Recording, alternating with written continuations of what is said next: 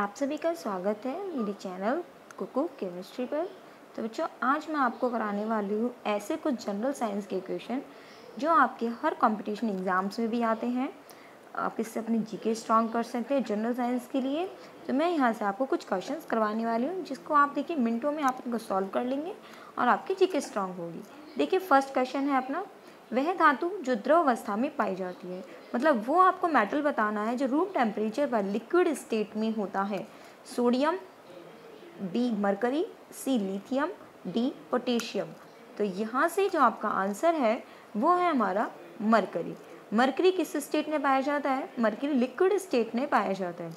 इसी के साथ मैं आपको एक और आंसर बताती हूँ, थोड़ा सा इसके लिए। और एक धातु होती है जिसका नाम है गैलियम, Ga इसका सिंबल होता है और हिंदी में इसको लिखते हैं हम गैलियम। ठीक है, गैलियम की क्या खास बात है? यहाँ से गैलियम की खास बात ये है कि यहाँ पर जैसे इसको हथेली पर रखा जाता है तो ये धातु पिघल जाती है। तो मोस्टली इसका जो मेल्टिंग पॉइंट होता है वो 30 डिग्री 31 डिग्री, बस इतना ही होता है। तो यहाँ से हमने क्या जान लिया कि धातु की द्रव अवस्था के बारे में जान लिया। नेक्स्ट क्वेश्चन है हमारे पास, विद्युत की सर्वाधिक सुचालक धातु कौन सी है? Most conductive metal of electricity. वो है हमारे पास, देखिए इसमें ए कॉपर, बी सिल्वर, सी गोल्ड, डी एल्यूमिनियम। अगर आपको आंसर आते हैं तो बच्चों आप कमेंट बॉक्स में भी हमारे को दे सकते हैं, मुझे बताने से पहले, लेकिन मेरे से बताने से पहले देना है। तो इसका आंसर है चांदी, सिल्वर। सिल्वर सबसे ज़्यादा सुचालक होती है धातु की, लेकिन हमने देखा है कि घरों में जो हमारी वायरिंग होती है इलेक्ट्रिसिटी की वो तांबे की बनी होती है। नहीं तो इसमें सबसे पहली चीज़ मैं आपको बता दूं कि जो सिल्वर है, सिल्वर को लैंग्वेज में केमिकल फार्मूले में Ag लिखा जाता है। तो चांदी जो है सिल्वर को Ag कहते हैं। तो यहाँ से ये सबसे ज़्यादा सुचालक होती है इलेक्ट्रिसिटी की। उसके बाद अपने पास आता है कॉपर, Cu, A, और C हमारे पास है गोल्ड। जो गोल्ड है इसके बाद इसका नंबर आता है, ठीक है। और सबसे लास्ट में जो नंबर आता है वो किसका आता है? एल्यूमिनियम का। क्योंकि चांदी जो होती है बच्चों बहुत सबसे ज़्यादा महंगी होती है, इसीलिए चांदी का यूज़ हम वायर की फिटिंग में नहीं कर सकते, इसीलिए हम किसका यूज़ करते हैं? कॉपर का यूज़ किया जाता है, ठीक है। तो यहाँ से अपना सेकेंड क्वेश्चन सॉल्व होता है। देखिए नेक्स्ट क्वेश्चन देखिए हम थर्ड, वह अधातु जो विद्युत की सुचालक है। अभी अभी हमने धातु पढ़ी थी कि जो विद्युत की क्या होती है? सुचालक होती है। धातु और अधातु में आपको मैं एक चीज़ बता दूं कि जो धातुएं होती हैं, मेटल्स जो होती हैं, वो सभी क्या करती हैं? इलेक्ट्रिसिटी का फ्लो करती हैं।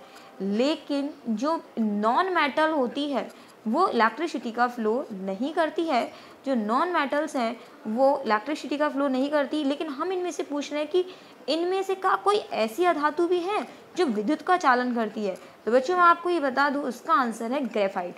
ग्रेफाइट जो होती है ये कार्बन ही होता है। कार्बन के बहुत सारे अपरूप होते हैं। कार्बन में हीरा भी कार्बन का अपरूप है, मैं कहूँ कोयला तो कोयला भी कार्बन का अपरूप है। लेकिन कार्बन का अपरूप जो होता है ग्रेफाइट, ये क्या करता है? विद्युत का चालन करता है। और इतना अच्छा चालक होता है कि जो हम सेल पढ़ते हैं ना, जब घर में यूज़ करते हैं सेल वगैरह, जो टॉर्च में यूज़ किया जाता है, मोबाइल बैटरी में यूज़ किया जाता है, मोबाइल नहीं कहूँगी आपके लिए, जैसे रिमोट में जो सेल यूज़ करते हैं, पेंसिल सेल जो यूज़ करते हैं, उसमें ग्रेफाइट का यूज़ होता है। बाकी फास्फोरस, हाइड्रोजन, ऑक्सीजन ये विद्युत का सुचालक नहीं होती हैं। और हम आपको बता दें, सभी ने पेंसिल से तो काम किया ही है। तो जो पेंसिल, जिसके लिए लेड पेंसिल कहा जाता है, तो पेंसिल में जो ब्लैक कलर की जो नोक होती है बच्चों, तो वो जो पेंसिल की ब्लैक कलर की नोक क्या होती है? वो ग्रेफाइट ही होती है। तब आप सब जानते भी हैं कि ग्रेफाइट किसको कहते हैं। तो पेंसिल में जो ब्लैक कलर का सब्सटेंस होता है जिससे हम लिखते हैं, वो क्या होता है? ग्रेफाइट ही होता है। लेकिन फिर भी हमारे दिमाग में क्वेश्चन आता है कि पेंसिल को तो क्या कहा जाता है? पेंसिल को कहते हैं लेड पेंसिल। आपने कहा होगा कि लेड पेंसिल। एक्चुअली क्या हुआ था, शुरुआत में जो पेंसिल को जाना गया था वो लेड, ग्रेफाइट नहीं जान के पेंसिल की उस नोक को लेड के रूप में जाना गया था, इसलिए लेड कहा जाता है। लेकिन बेसिकली पेंसिल में होता क्या है? ग्रेफाइट होता है। तो यहाँ से अपना थर्ड क्वेश्चन भी सॉल्व हो गया। तो आपको एक्वारेजिया समझ आ गया होगा। एक्वारेजिया के बारे में हमने पढ़ा यहाँ से कि अपने पास, तो अब आप यहाँ से समझ गए होंगे अपने पास एक्वारेजिया जो है वो क्या है? यहाँ से HCl और HNO3 है। एक बार और बता दूँ, इम्पॉर्टेंट है ये वाली चीज़ अपने पास कि 3 भाग HCl है और 1 भाग क्या है हमारे पास HNO3 है। ठीक है स्टूडेंट्स, एक्वारेजिया बहुत ज़्यादा प्रबल होता है हमारे पास।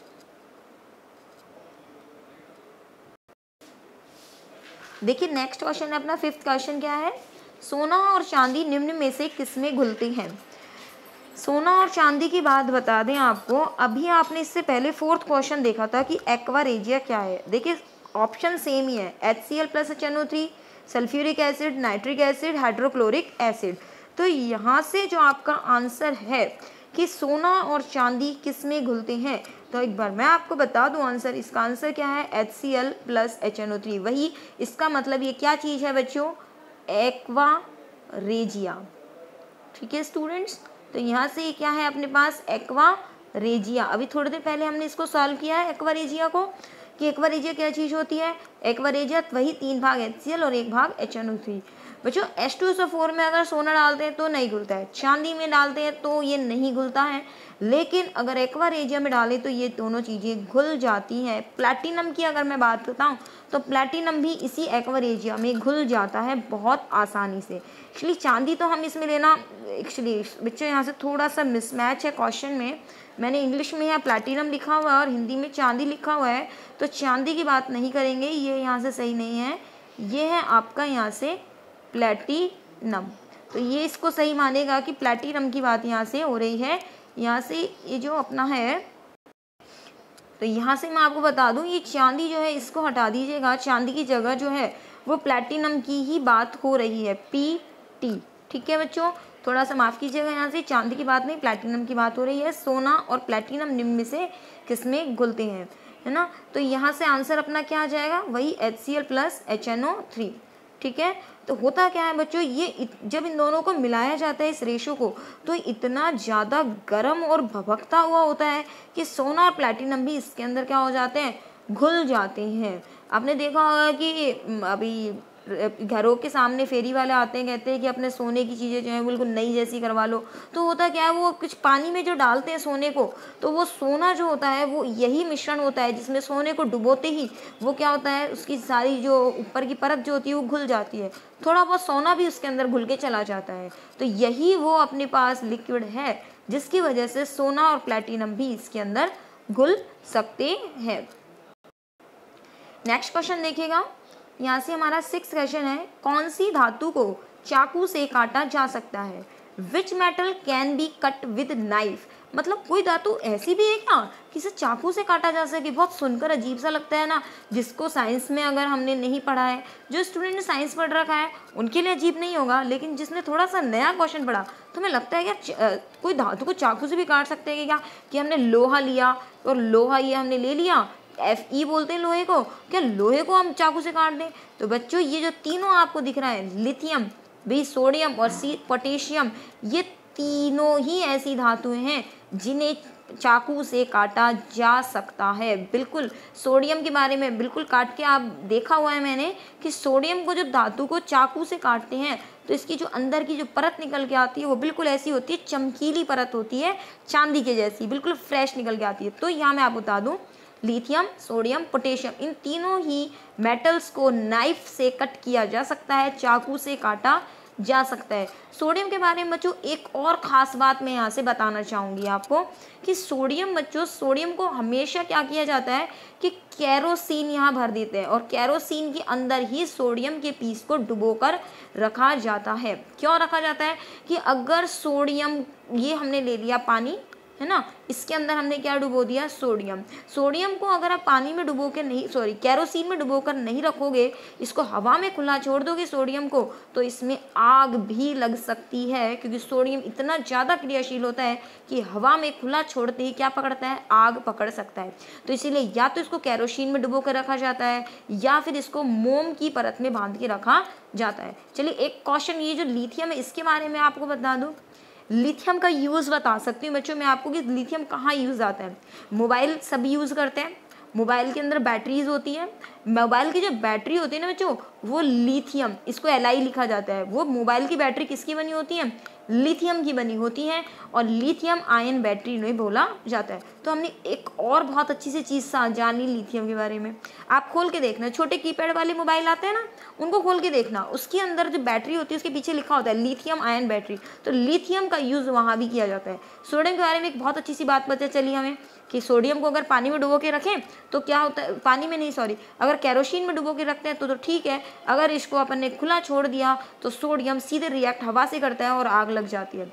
इवन सोडियम को आप पानी में भी डालोगे ना तो पानी में डालने पर भी वो आग पकड़ता है, क्योंकि सोडियम हवा और पानी दोनों से बहुत जल्दी क्रिया करता है। तो आंसर आपको पता चल गया, तीनों को ही चाकू से काटा जा सकता है।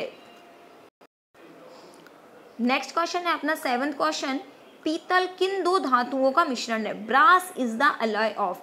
मैं आपको बता दूं बच्चों, पीतल को ब्रास भी कहते हैं इंग्लिश में, ठीक है। कई बार कंपटीशन पूछते थे कि ब्रास किन से मिलके बना होता है, पीतल किन से मिलकर बना होता है। तो आपके सामने लिखा हुआ है, ये थोड़ा सा टाइपिंग मिस्टेक हो गई है, इसको थोड़ा इग्नोर कीजिएगा। यहाँ SN लिख दिया है जबकि यहाँ पर आता है अपना ZN, इसको थोड़ा सा मिस्टेक कीजिएगा बच्चों, थोड़ा सा यहाँ पे। और ये कॉपर प्लस टिन में यहाँ ZN लिखा हुआ है, यहाँ पर आएगा SN।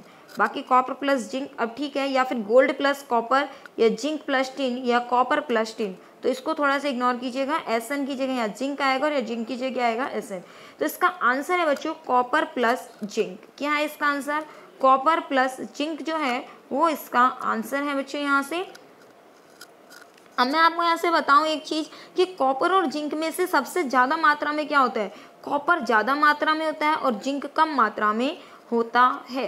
तो पीतल जो मिलके बना होता है वो कॉपर और जिंक से मिलकर बना होता है, जिसे हम ब्रास भी कहते हैं। एलॉय का मतलब ही यही होता है कि दो धातुओं से मिलकर बनी हुई चीज़। चलिए बच्चों नेक्स्ट अपन देखेंगे यहाँ से, तो ये क्वेश्चन अपने को क्लियर हो गया। देखिए नेक्स्ट क्वेश्चन, कांसा किन दो धातुओं का मिश्रण है? Bronze is the alloy of. Bronze किसका मिश्रण है यहाँ से?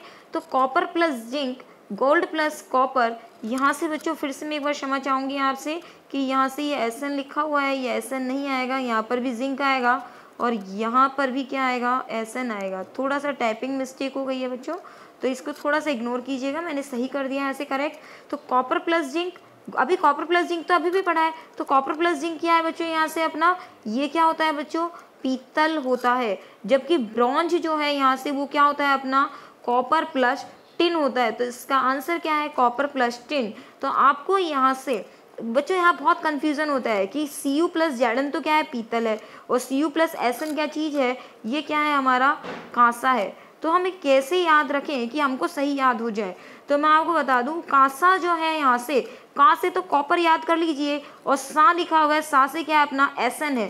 SN टिन का जो अपना सिंबल होता है केमिकल लैंग्वेज में वो SN होता है। तो का से तो कॉपर याद हो गया और सा से क्या याद हो गया?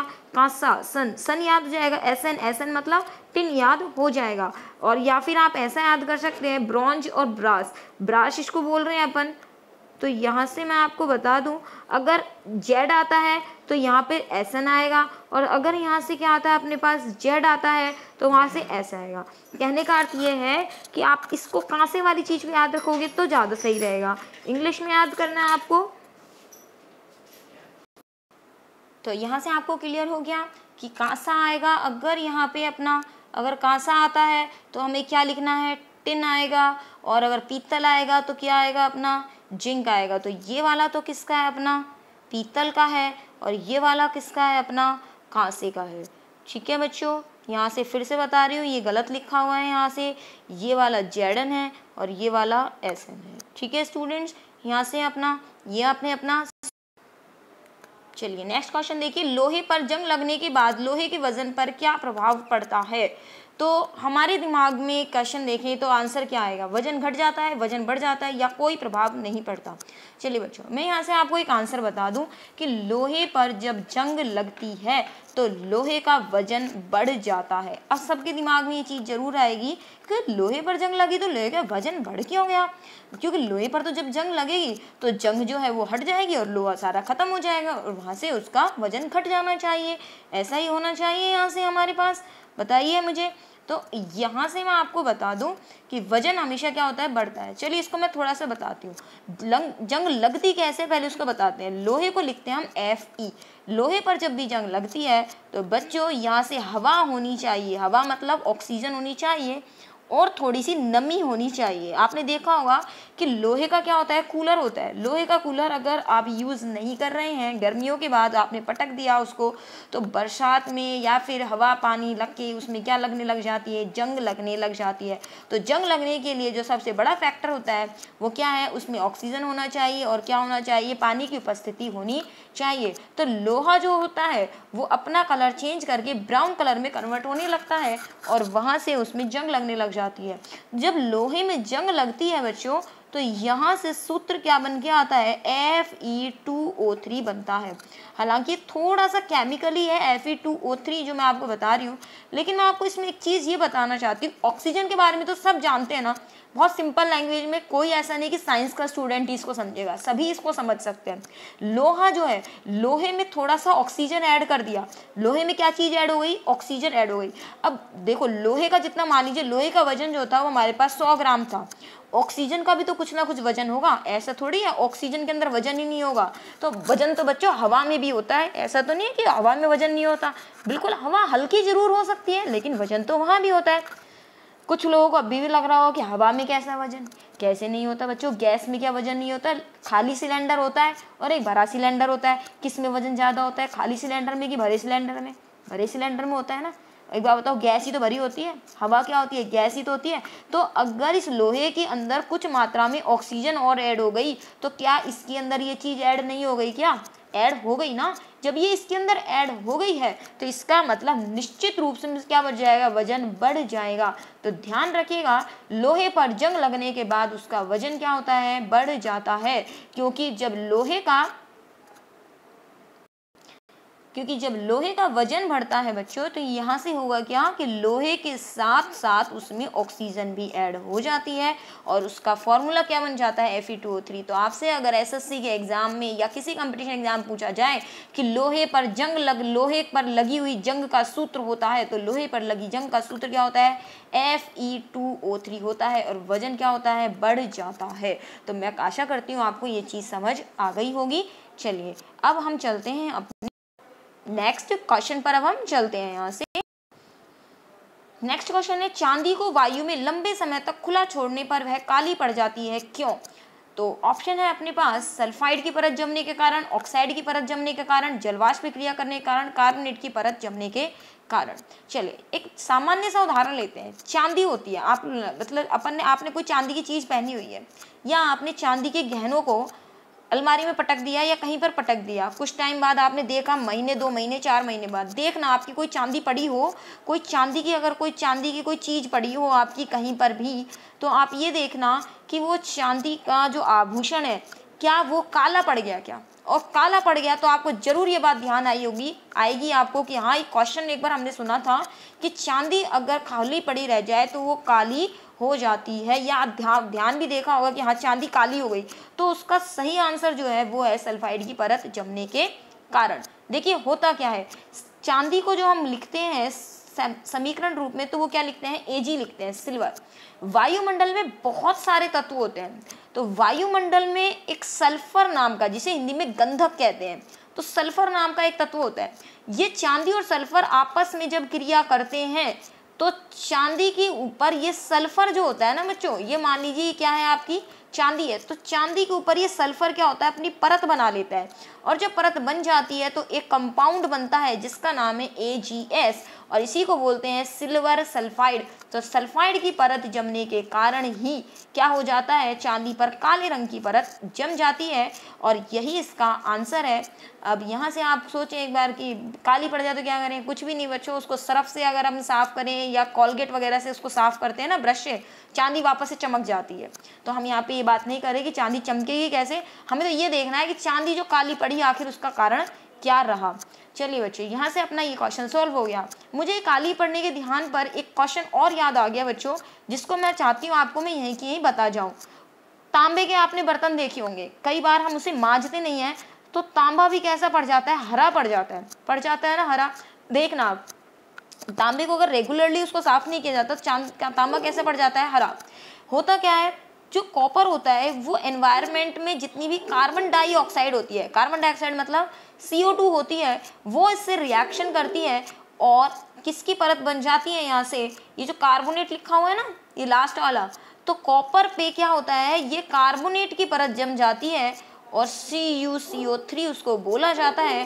इसी कार्बोनेट की परत जमने के कारण कॉपर कैसे रंग का दिखाई देने लग जाता है? हरा रंग का दिखाई देने लग जाता है। तो मैंने आपको एक चीज़ मैं आपको यहाँ से सॉल्व करवाना चाहूँगी बच्चों कि सल्फाइड की परत अगर जमती है तो चांदी क्या पड़ जाती है? काली पड़ जाती है। क्या पड़ जाती है? चांदी काली पड़ जाती है। ऑक्साइड की परत जमती है तो जो लोहा मतलब Fe, लोहा कैसा पड़ जाता है? भूरा पड़ जाता है। और अगर कार्बोनेट की परत कॉपर पे पड़ जाए, कॉपर मतलब Cu पे पड़ जाए, तो कॉपर कैसा हो जाता है? हरा। तो मैंने आपको 3 क्वेश्चन यहाँ सॉल्व कराए। सल्फाइड की परत जमती है तो चांदी कैसी पड़ती है? काली पड़ती है। अगर ऑक्साइड की परत यहाँ से जमती है तो कैसी पड़ती है? यहाँ से लोहा कैसा पड़ता है? भूरा। और कॉपर पे अगर कार्बोनेट की परत जम जाती है तो कॉपर कैसा पड़ जाता है? हरा। तो आ सकता है प्रश्न कि हरा रंग किस वजह से होता है? कार्बोनेट पे कॉपर के कारण। कॉपर पे हरे रंग के कारण क्या है? कार्बोनेट के कारण। लोहे पर भूरे रंग का कारण क्या है? ऑक्साइड की परत के कारण। और चांदी पर काली पड़ने का कारण क्या है? सल्फाइड की परत जमने के कारण। तो मैंने यहाँ से आपको हर एक क्वेश्चन सॉल्व करने की कोशिश की है बच्चों। आशा करती हूँ आपके एग्जाम्स में, कॉम्पिटिशन्स में ये क्वेश्चन जरूर आएंगे और यहाँ से आपको कुछ फ़ायदा होगा कि हाँ हमारी जीके स्ट्रांग हुई है, अच्छा लगा हमें। तो आपको अगर ये वीडियो अच्छा लगता है तो आप इसे लाइक कर सकते हैं, कमेंट कर सकते हैं, सजेशंस दे सकते हैं अपने, और इसको शेयर कर सकते हैं ताकि और बच्चों को भी इसका बेनिफिट मिल पाए। तो मुझे बताइएगा आज का ये जनरल साइंस का सेशन आपको कैसा लगा। हम और अच्छे क्वेश्चंस के साथ आएंगे। ये सभी क्वेश्चन धातुओं को लेकर थे कि मेटल्स के बारे में हम ज़्यादा से ज़्यादा जानें और उसको पहचानें, अपनी जीके भी स्ट्रॉन्ग करें, अपने कंपटीशन में आने वाले क्वेश्चंस को भी हल करें। तो ये SSC के एग्जाम्स में, कंपटीशन एग्जाम जहाँ भी जनरल साइंस पूछी जाती है बच्चों, ये क्वेश्चन पूछे जाते हैं। तो आज का वीडियो यहीं समाप्त करते हैं। मिलते हैं अगले नए क्वेश्चंस के साथ नेक्स्ट वीडियो में। धन्यवाद।